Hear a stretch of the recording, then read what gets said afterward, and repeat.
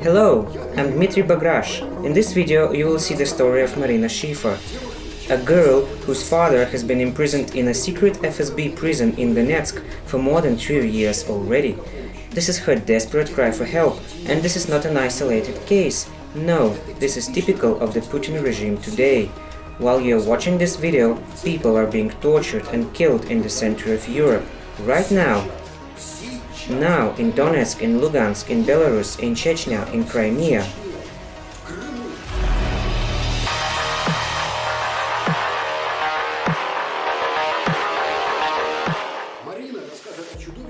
Marina will talk about the monstrous tortures and iniquities that our compatriots are doing, our compatriots.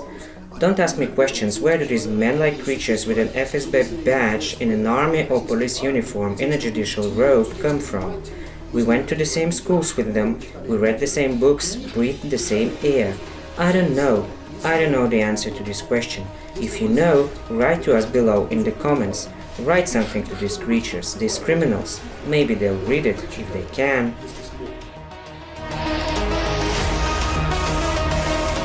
I'm glad to welcome all the participants of the conference and our online viewers. I would like to start my speech with a small historical background, since it is very important to understand the origins of this military conflict. After the collapse of the Soviet Union, Ukraine as a state adopted a peaceful democratic path of development. In support of this, the Budapest Memorandum was signed in 1994, according to which Ukraine renounced its nuclear potential, at the time the third largest in the world. The participants in this memorandum, the Russian Federation, the United States and the United Kingdom, have undertaken obligations in accordance with the final act of the Conference on Security and Cooperation in Europe to respect the sovereignty, independence and, which is very important, the existing borders of Ukraine. Ukraine continued to move along the path of development of European values in its territory, and Ukrainians increasingly sought to associate with Europe. But everything was not so easy for Ukraine and the Ukrainians, as we know. Russia has always considered Ukraine its raw materials appendage, and its European aspirations and the development of democratic values in its territory were not part of the Kremlin's plans. The Russian Federation began its military aggression against Ukraine in February 2014 as a reaction to the revolution of dignity in our country.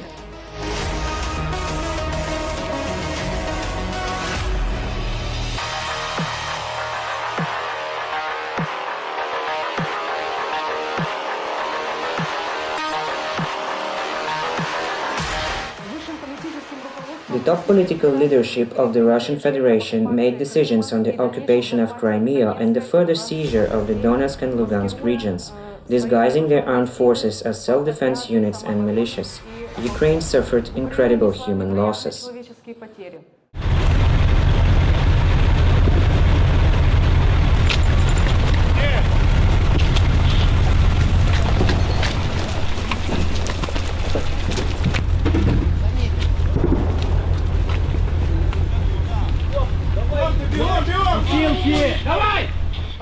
In the battles near Izolyatsia in the period from August 7th to September 3rd, 2014, Russia first guaranteed a safe withdrawal of Ukrainian troops from the encirclement, but then very grossly violated its own promises and dishonorably shot a column of Ukrainian soldiers. 366 people were killed and 429 were wounded then.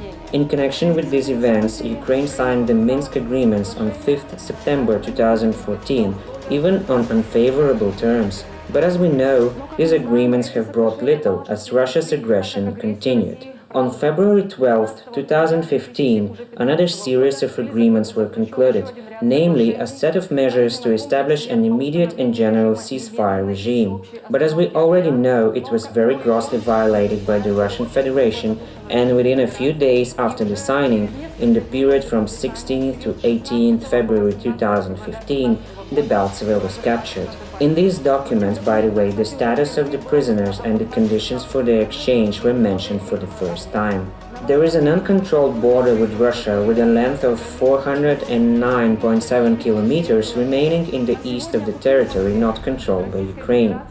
Today, 7.2% of Ukrainian land remains occupied by the Russian Federation, and more than 1.5 million people were forced to leave their homes. In the occupied territories, thousands of people fell victims of war by being captured. About 3,500 released in the result of exchanges tell us and report on the horrors of this captivity that they had to endure. It is very difficult, of course, to judge the total number of prisons in this region today, since naturally there are official ones and there is a lot of information about them. But the worst are those prisons which are not official, where garages are turned into cells, people beaten are thrown into observation pits and deprived of water and food. Even on the territory of the Donetsk television center, where they broadcast about the valor of the militia and the charm of the Russian world on the second floor, in the 21st century, in a European city, people are tortured on a rack in the basement. But the most cruel and the most terrible place of imprisonment, according to the testimony of those released, is the so-called isolation prison.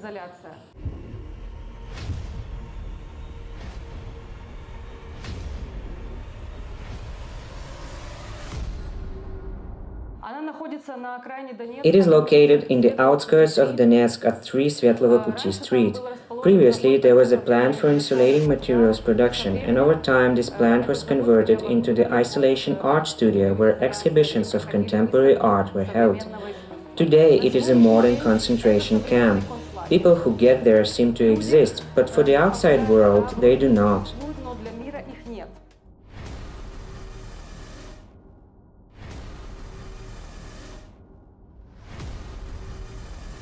And people often disappear there without a trace. You could think it is the 21st century now and concentration camps are left in the history of fascist Germany, but Vladimir Vladimirovich Putin with his Russian world revived this fascist legacy on the territory of Ukraine.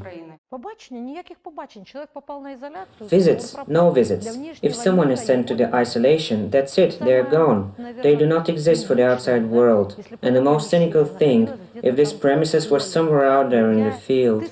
I passed by this isolation 1,000 times before I was arrested, and people probably don't even suspect the fear and horror in this territory.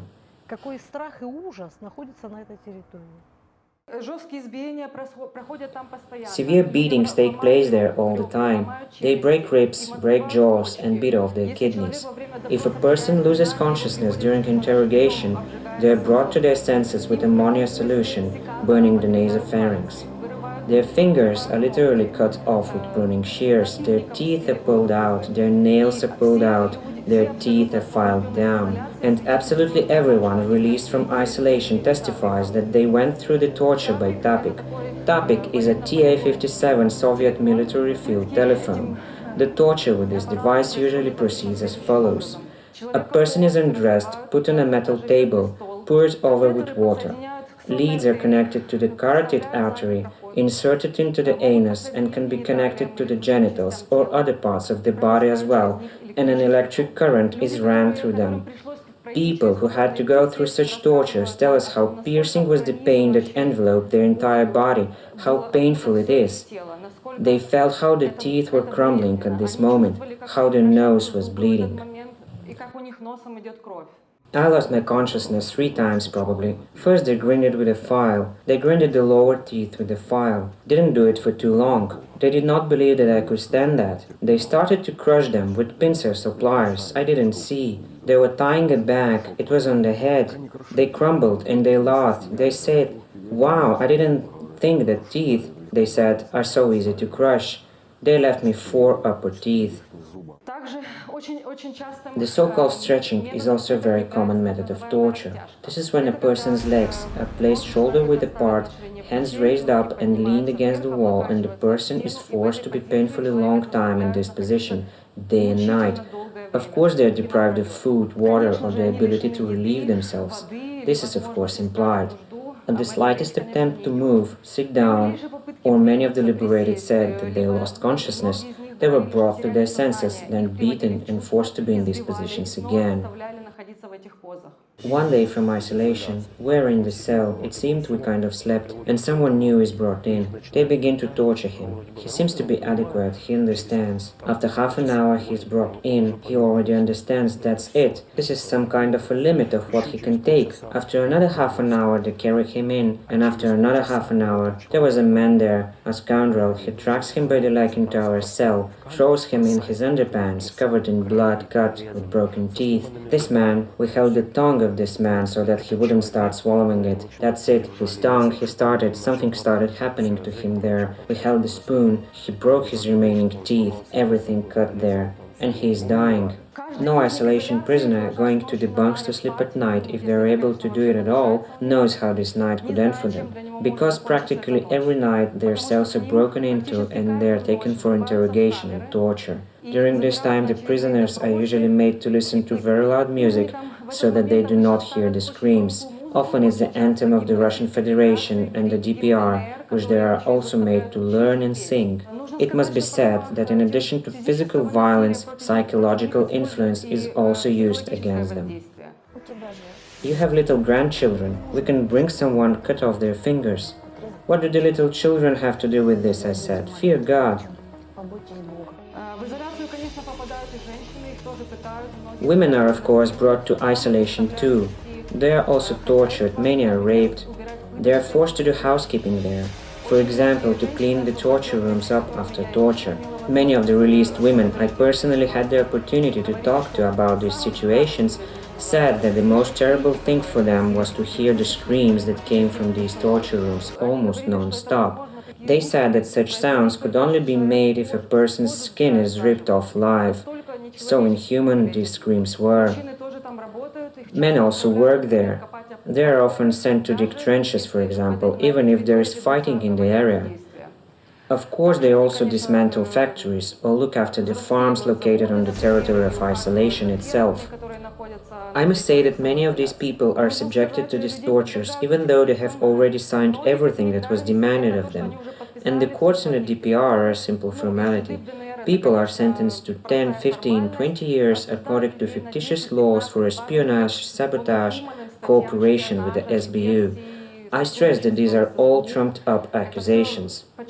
This is happening right now. Someone is being tortured, possibly killed while we are talking here. Today it is very difficult to judge the total number of prisoners in this secret prison, as it is very well guarded by the FSB, and new prisoners are constantly being brought in. Unfortunately, it is also very difficult to say about the total number of prisoners today in certain areas of Donetsk and Lugansk regions. According to official Ukrainian data, these are more than 250 people, but many, a lot, are listed as missing.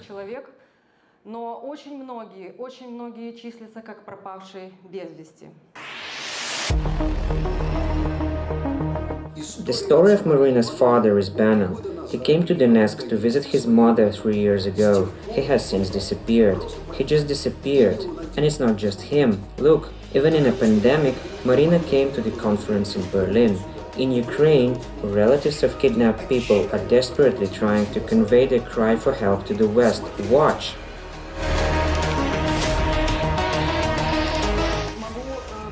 I can tell my story to confirm these words. My father has been there for more than 3 years now, and there was still no communication with him. Of course, we are not talking about any meetings. We have not had any phone calls or the possibility of correspondence with him to this day. We have to learn that he is alive from those released in the result of exchanges.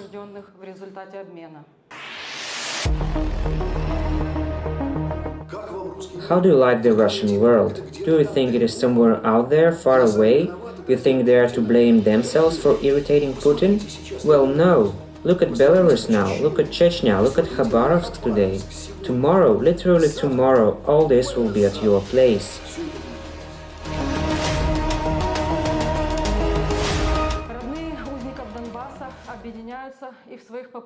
The relatives of the prisoners of Donbass are uniting, and they take a very active position in their attempts to do at least something about this situation, and they are trying to somehow change this situation. I represent the Return Home group here.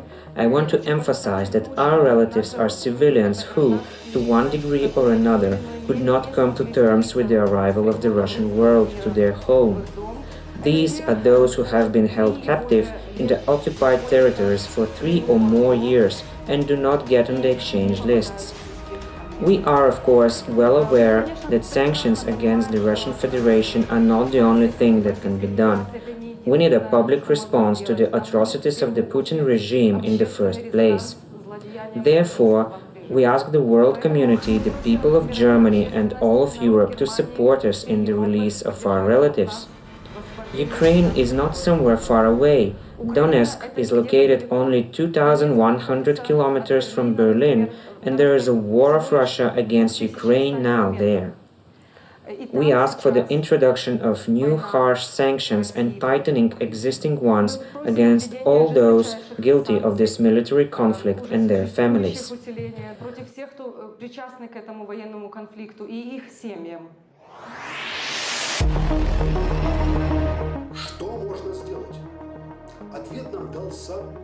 What can be done? We were given the answer by Putin himself, having introduced responsibility for the disclosure of personal data of his security officials who have already nothing to lose. They are criminals under any legislation. We will immortalize their names, all of them. We created a database of this sadist in uniform here in Europe. Of these judges who churn out with puppy enthusiasm wittingly unjust sentences to please their supreme godfather. Our goal is the inevitability of punishment and warning others, so they wouldn't want. The world must and will know its heroes. Obviously, not all of them want and can leave Russia. Nevertheless, this database will also be used in the free Russia of the future, near future. Now, in 2020, don't be surprised, the investigative committee opened a criminal case on the genocide of the inhabitants of the former Stalingrad region by the German military during the Great Patriotic War. Veterans are summoned for interrogation. 75 years after the war, how do you find this? But there is no criminal case on the genocide of Chechens, Ukrainians and Russians. Comment please. And why did I remember and talk about this? Genocide has no statute of limitations. Fellow COP citizens, you will be in prison, I promise, even after retirement, even using a call sign instead of names like in the DPR, and your children will be proud of you today. Teachers who work in the electoral commissions and falsify elections, we will not forget you too. Welcome to the list.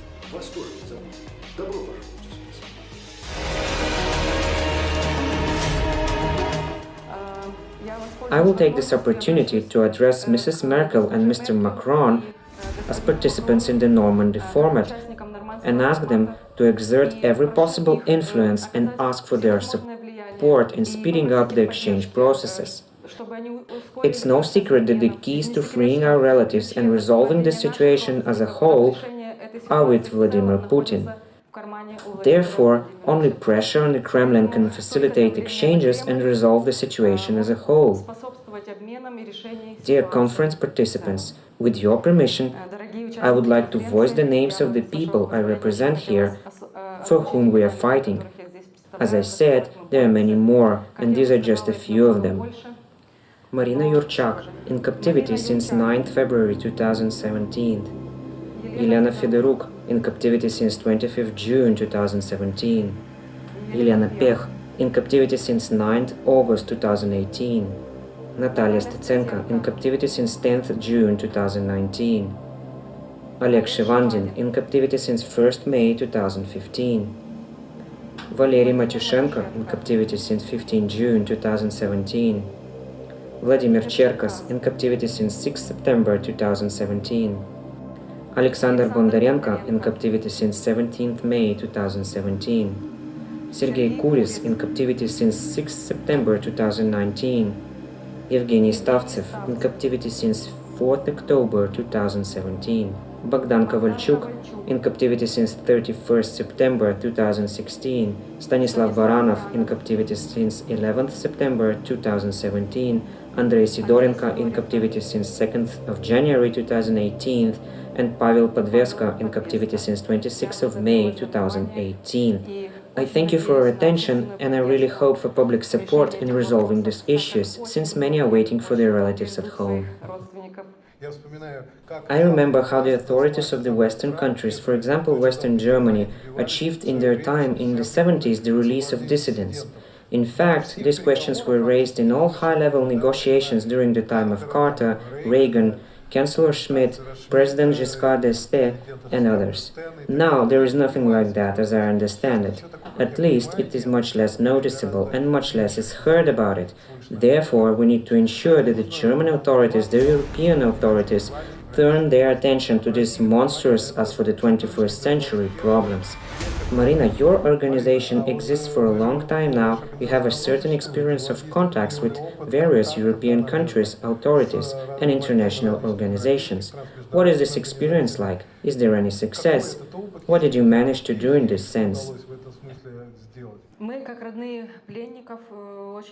We, as the relatives of the captives, very often turn to various structures of Ukraine, as well as the OSCE, International Committee of the Red Cross. Since the ICRC is not yet allowed access to prisoners, despite repeated statements and decisions in the Normandy formats from the heads of state and their advisors on the admission of ICRC employees to them.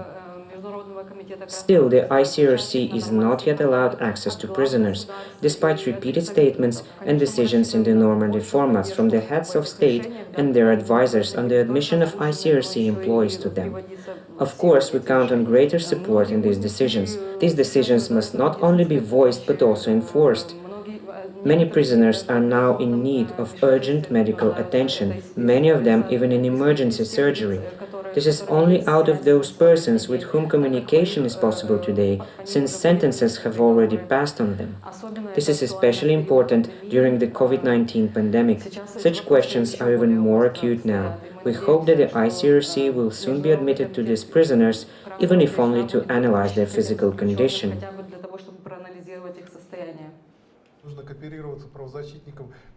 It is necessary for human rights defenders who are located in the territories controlled by Russia to cooperate with those who are here in Europe by the means of joint efforts, joint information and public efforts, mass actions, in order to draw attention to emerging new causes, new cases of human rights violations, and I would even say state terrorism, which is now taking place in the territory of Russia and the lands occupied by it.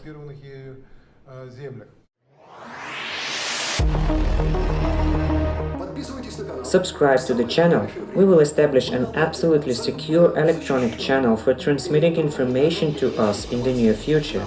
Send us the criminals' data, we will systematize them, publish them, and officially transfer them to the European Parliament and government structures of Europe, the USA, Canada, and Japan for the adoption of sanctions against these criminals.